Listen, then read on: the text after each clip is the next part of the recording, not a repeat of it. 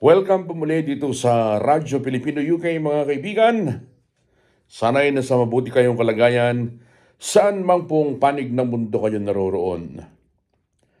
Meron lamang po akong ibabahagi sa inyo mga kaibigan ho. Dahil may plano, yun pong party list congressman na taga Bicol, particularly itong si Bicol Sarum Party List Representative Terry Ridon, is eyeing a house inquiry o may plano po siyang paimbestigahan. Actually, hindi nilang plano ito dahil nakapag-file na po siya ng House Resolution at nakatakda na po yung investigasyon nito. Ito'y kaugnay po naman ng umano'y environmental impact dyan po sa Manila Bay Rehabilitation Program na siya po ang dahilan kung kaya't nagtayo o nag-create ng Manila Bay Walk na Dolomite Beach.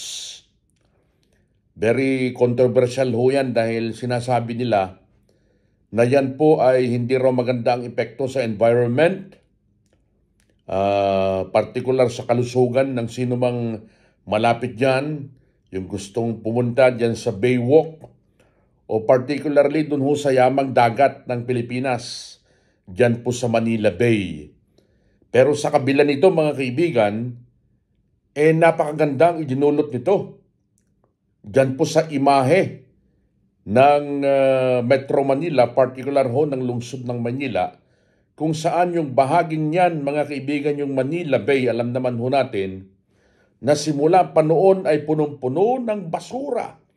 Lalo na tuwing may bagyo, tuwing may pagbaha, nakikita ho kung gaano kadami ang mga basura na naiipon dyan sa paligid po ng Manila Bay. Buti kung kalat lang ang idinudulot ho niyan, hindi Yung masangsang na amoy na idinudulot ho ng mga basura dyan sa naturang lugar, talaga namang nagdudulot ng pangit na imahe sa Metro Manila, partikular sa lungsod po ng Maynila mga kaibigan, at yung mga hindi nagawa-gawang ayusin ng nakalipas at nakaraang mga administrasyon, particularly both ng national at ng local government, nagawa ito sa ilalim ni dating Pangulong Rodrigo Duterte. Tignan nyo naman ang Manila Bay ngayon. Dinadayo yung mga can't afford na pupunta sa iba't ibang lugar para dayuhin yung magagandang beach o tanawin ng mga probinsya sa Luzon, Visayas at Mindanao, nagkakasya na lamang po na pumunta dyan sa Dolomite Beach, dyan sa lungsod ng Manila.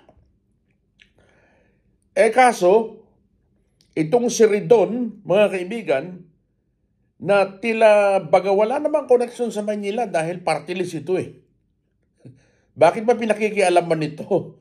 Bakit ba nito pinakikialaman yung Dolomite Beach na nandyan sa Manila? Mga kaibigan, nag-file itong si Ridon ng House Resolution number 56 na humihikayat po sa House Committee on Public Accounts and other appropriate committees to conduct a full probe in aid of legislation dyan po naman sa Dolomite Beach na binabanggit po natin. Ito'y matapos po naman na meron hong mga sinasabi, particular ang Metro Manila Development Authority o yung MMDA sa pamamagitan ng kanyang chairman na si Don Artes, na yun daw Dolomite Beach Project ay direct contributor to the persistent flooding in the city of Manila. Nagdudulot daw yung Dolomite Beach ng pagbaha, nagko-contribute sa mas matinding pagbaha sa lungsod ng Manila, yung Dolomite Beach.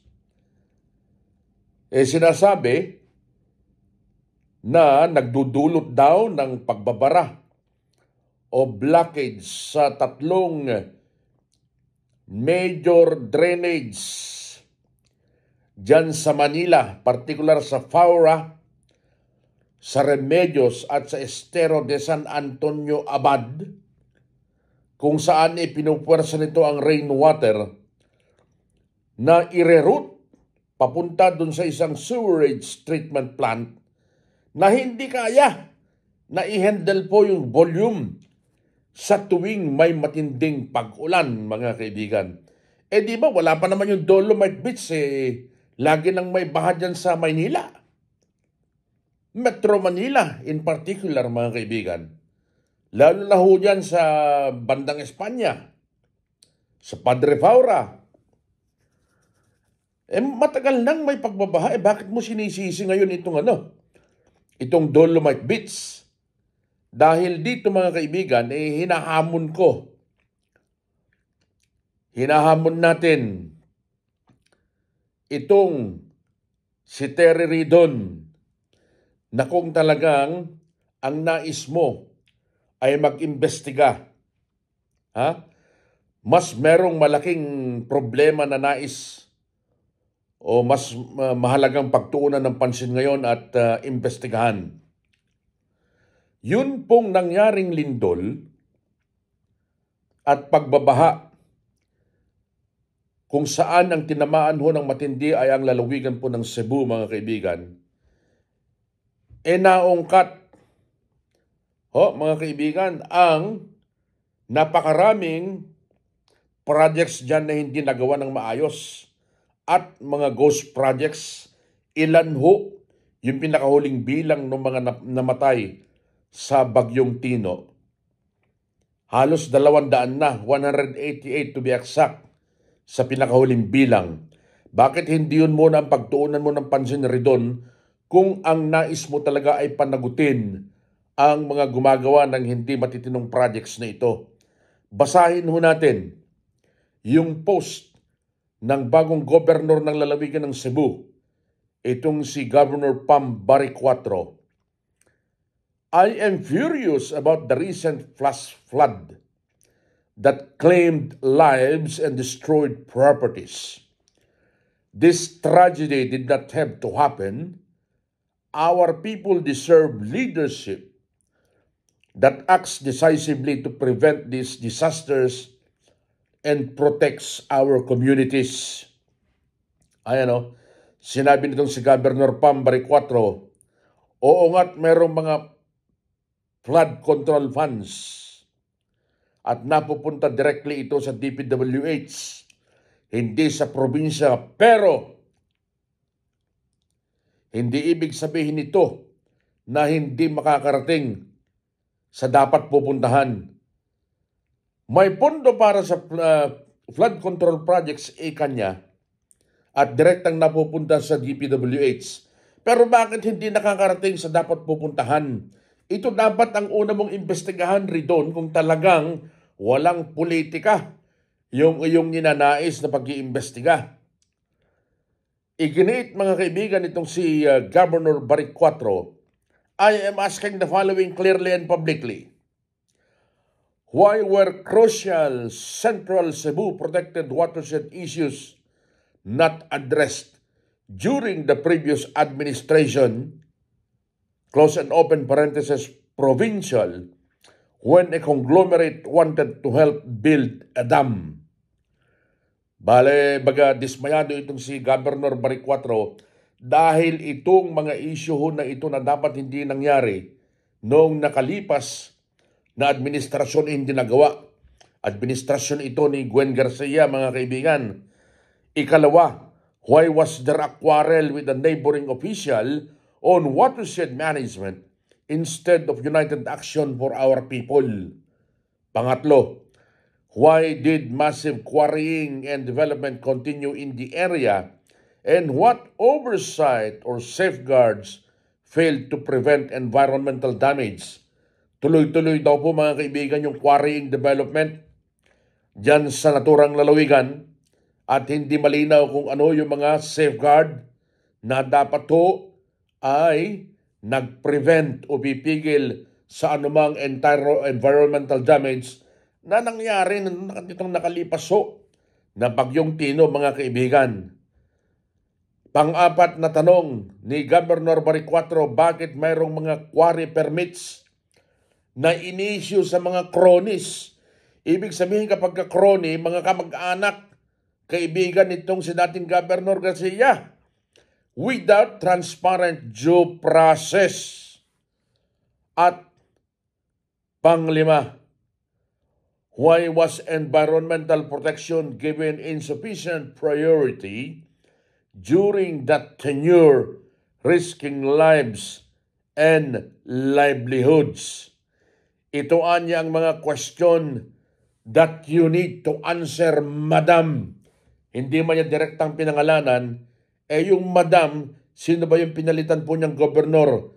Si dating Gobernur Gwen Garcia, mga kaibigan. Ngayon, hinahamon natin si Ridon. Kung walang politika yung nais mo na pag-iimbestiga sa Dolomite Beach, unahin mo ito, Ridon. Dahil dito maraming namatay, maraming yumaong inosenteng mga kababayan natin. Bakit mo uunahin yung Dolomite Beach na maraming nag-enjoy at nagbibigay ng magandang imahe dyan sa Maynila? Di ho ba? Kailangang hamunin natin si Ridon. Congressman Ridon, ano ba ang hangarin mo na paimbestigahan mo yung Dolomite Beach? Dahil ba itinayo yan sa panahon ni dating Pangulong Rodrigo Duterte? Nagalit ka kay Duterte dahil hindi mo matanggap na ikaw ay tinanggal sa posisyon ng organisasyon na Urban Poor, kung hindi ako nagkakamali. Tinanggal ka dahil panay ang lamyerda mo abroad, bagamat yung hinahawakan mong ahensya ng pamahalaan ay dapat para sa mga mahirap.